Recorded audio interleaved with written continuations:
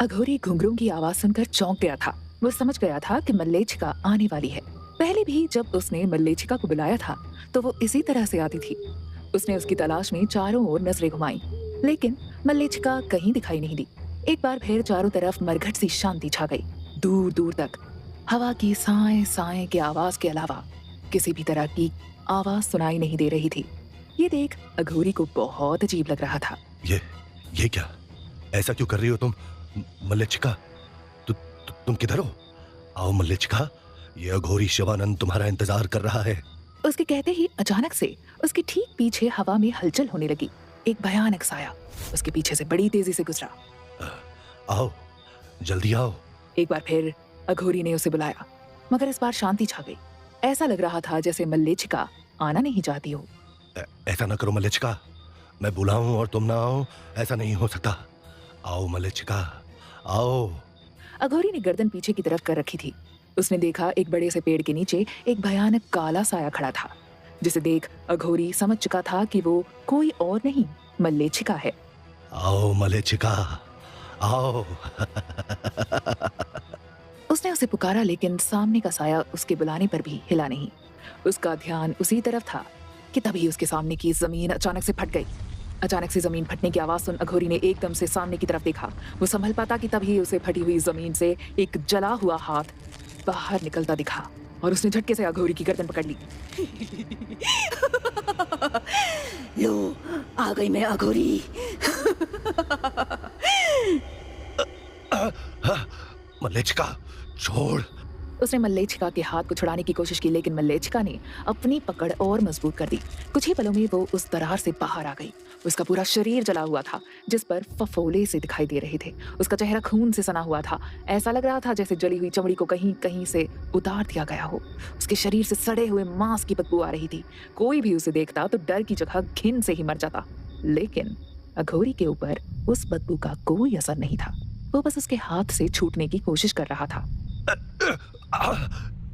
छोड़, आज तू मुझे नहीं मार सकती मल्लेच्छिका। अघोरी, पिछली बार तो मैंने तुझे छोड़ दिया था, लेकिन आज मैं तेरा वीर्य बन करके तुझे हमेशा के लिए खत्म कर दूंगी। उसने अघोरी को ऊपर उठा लिया, जिससे उसका गला दबने लगा। अघोरी को सांस लेने में दिक्कत होने लगी। उसकी आंखें बाहर आ गईं। छोड़। नहीं छोड़ूंगी तुम्हें। आज आज तुझे मुझसे कोई नहीं बचा सकता अघोरी, कोई नहीं। ये अगले ही पल उसने गुस्से में अपने दांतों को पीसते हुए अघोरी को जोर से जमीन पर पटका। वो पीठ के बल जमीन पर जा गिरा। उसको पटकते ही मल्लेच्छिका उसकी तरफ बढ़ी। वो उसके सीने पर बैठने ही वाली थी कि तभी अघोरी ने जोर से अपने पैरों से मल्लेच्छिका की छाती पर वार किया। वो चीखते हुए पेट के बल जमीन पर जा गिरी। शमशान की मिट्टी उसके खून से भरे शरीर पर यहाँ वहां चिपक गई। तभी अघोरी एकदम से खड़ा हुआ। मल्लेच्छिका उठती उससे पहले ही अघोरी ने उसकी पीठ पर लात मारते हुए उस पर पैर रख दिया। मल्लेच्छिका गुस्से में गुर्राने लगी। वो उस पर वार करती उससे पहले ही अघोरी ने फुर्ती से मल्लेच्छिका के बालों को अपनी कलाई के चारों तरफ लपेट लिया, जिससे दर्द के मारे वो तड़प उठी। इस बार नहीं मल्लेच्छिका, इस बार तू मुझे कमजोर नहीं कर सकती। मैंने कहा था ना कि मैं अब पहले जैसा नहीं हूं। इस बार मैं तुझे भोगूंगा, जिससे तू सदा मेरे वश में रहेगी। इस बार मैं तेरा गुरूर तोड़ूंगा।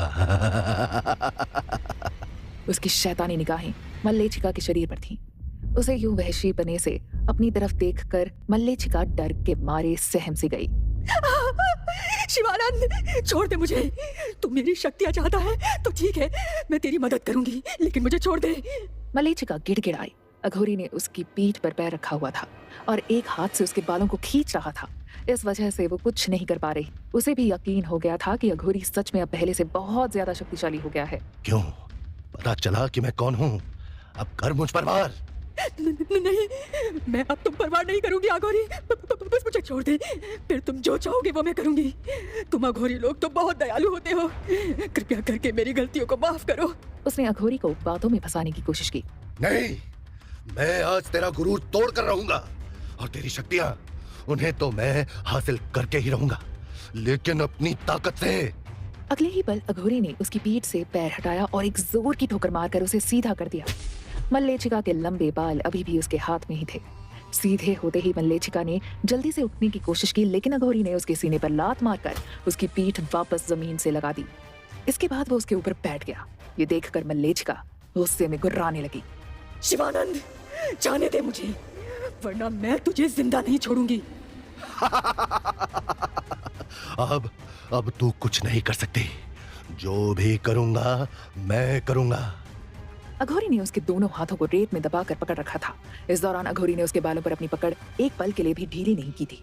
उसने अपनी कमर पर बंधी एकमात्र धोती को मल्लेच्छिका के ऊपर आते वक्त ही हटा दी थी, जिसके बाद उसने अपना कुर्ता भी हटा दिया। उसके बालों वाला नग्न सीना देख मल्लेच्छिका सहम गई। तुम ऐसा नहीं कर सकते। मैं एक चुड़ैल हूँ। तुम भूल कैसे गई कि अगर तुम मेरे साथ संभोग कर सकती हो तो मैं क्यों नहीं?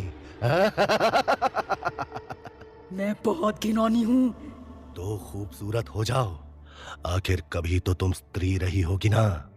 खूबसूरत बन जाओ मल्लेच्छिका, वरना मैं आज तेरे साथ वैसा सलूक करूंगा जैसा किसी ने करने की भी नहीं सोची होगी।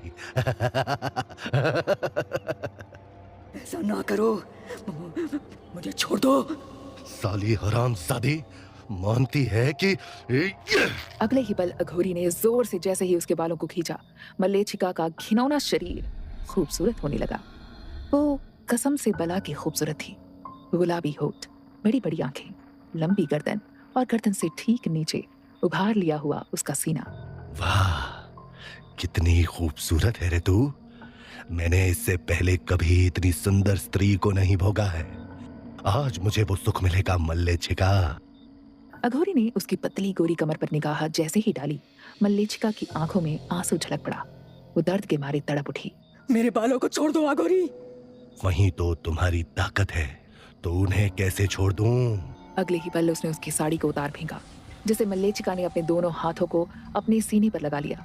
उसकी आंखों में डर साफ नजर आने लगा, मगर इससे पहले वो खुद को बचा पाती, अघोरी ने एक एक करके उसके सारे कपड़े उतार फेंके। अब वो उसके सामने बिना किसी भी कपड़े के थी। उसे यूं अपने सामने नग्न देख अघोरी की आंखों में वहशीपना उतर आया। अब तुझ में ताकत है तो खुद को बचा ले। अघोरी ने उसके बालों को जोर से झटका तो वो चीख पड़ी। वो खुद को बचाती उससे पहले ही अघोरी उसके ऊपर आ चुका था। इधर अघोरी के शरीर को अपने शरीर पर पाकर मल्लेच्छिका की आंखें गुस्से से भर गईं। और तभी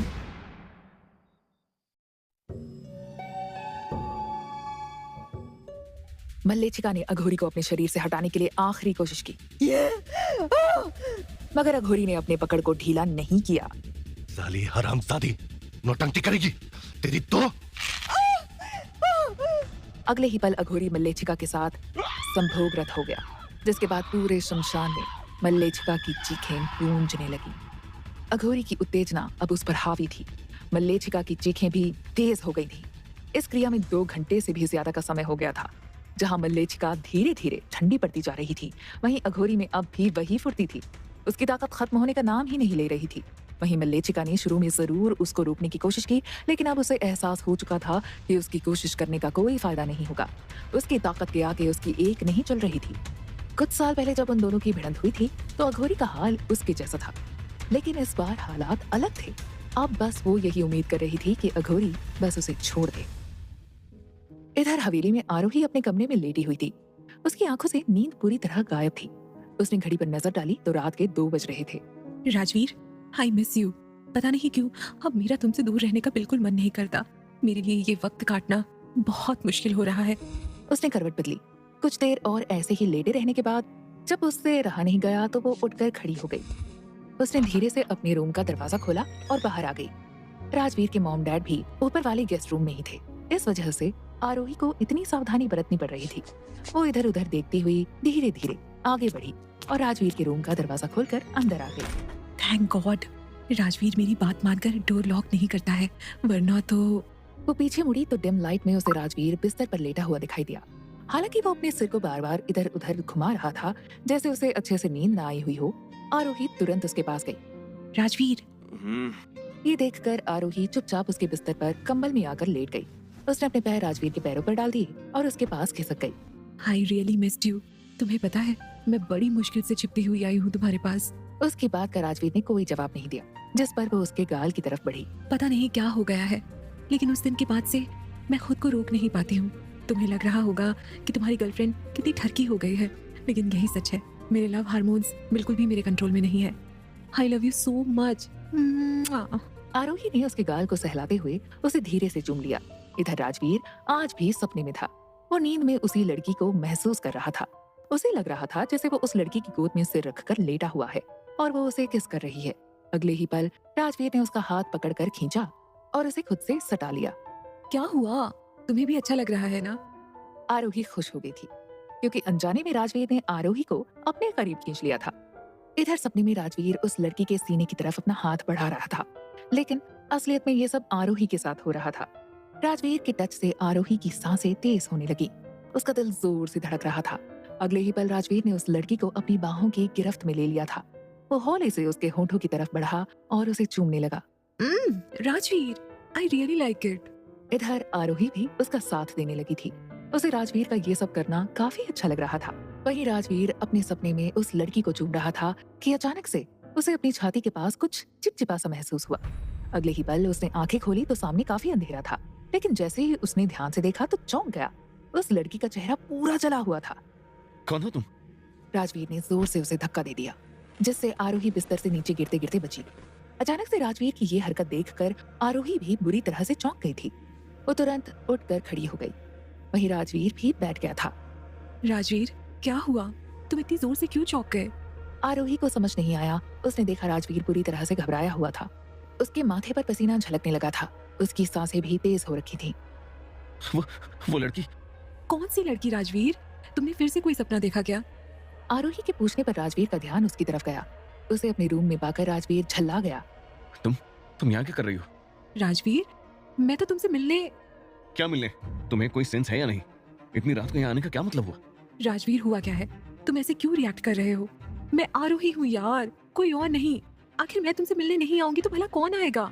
दिखाई देता है मुझे, इसलिए पूछ रहा हूँ कि क्यों मेरे पीछे पड़ी रहती हो। मैं जहाँ जाऊँ वहाँ जाती हो, और अब तो रूम में भी चैन से सोने नहीं देती। क्या है ये सब? राजवीर बुरी तरह से भड़क उठा था। उसकी ऐसी बात सुन आरोही सन्न रह गई थी। राजवीर, प्लीज थोड़ा धीरे बोलो, तुम्हारे मॉम डैड भी हैं, प्लीज। राजवीर को इतना अग्रेसिव देखकर आरोही ने उसे शांत करने की कोशिश की। उसे राजवीर का ये बिहेवियर काफी अजीब लग रहा था। होने दो, आई डोंट केयर, लेकिन तुम्हारी ये सारी हरकतें मुझे पसंद नहीं। तुम ऐसे क्यों बोल रहे हो? तुम तो मुझसे बहुत प्यार करते हो ना। इनफैक्ट अभी कुछ देर पहले ही तुम कितने अच्छे से बिहेव कर रहे थे। फिर ये सब क्या हुआ अचानक से? कुछ नहीं हुआ है, और तुम प्लीज अपने रूम में जाओ अभी। पर तुम। Please Aarohi, just leave.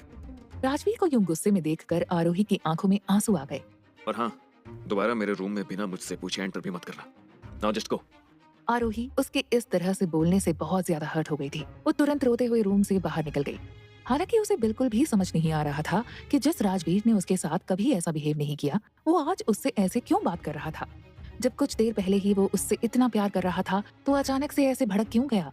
इधर दूसरी तरफ शमशान घाट में कुछ देर मल्लेच्छिका के साथ संभोग करने के बाद जैसे ही अघोरी शांत हुआ तो उसने मल्लेच्छिका की ओर देखा। वो बुरी तरह से कांप रही थी। उसकी हालत देखकर अघोरी हंसते हुए उसके ऊपर से उठ गया। मैंने कहा था ना, इस बार हार तुम्हारी होगी मल्लेच्छिका। अघोरी उसकी तरफ घूर रहा था। वहीं मल्लेच्छिका रेत पर ऐसे पड़ी हुई थी जैसे उसके भीतर बिल्कुल भी जान न बची हो। अगले ही पल अघोरी ने एक छोटी सी शीशी उठाई और उसका ढक्कन खोलकर कुछ बुदबुदाने लगा। कुछ ही सेकंड्स में मल्लेच्छिका का शरीर धुएं में तब्दील होने लगा। वो धुआं इकट्ठा होकर शीशी के भीतर चला गया, जिसके बाद अघोरी ने उसे बंद कर दिया। कल की, अब मुझे बस उस दिन का इंतजार है जब मैं तुम्हें भी इसी तरह कैद करूंगा, जब तुम्हारा गुरूर भी इसी तरह तोड़ूंगा, तुम्हारे साथ भी इसी तरह संभोग करूंगा, और फिर तुम्हारी शक्तियों का उपयोग करके मैं यानी अघोरी शिवानंद इस दुनिया में काली शक्तियों का राजा बन जाऊंगा। अघोरी की आंखों में कल्कि के लिए नफरत साफ देखी जा सकती थी। हालांकि क्या वो मल्लेच्छिका की तरह किसी दिन कल्कि को अपने काबू में कर सकेगा, ये तो वक्त ही बताने वाला था।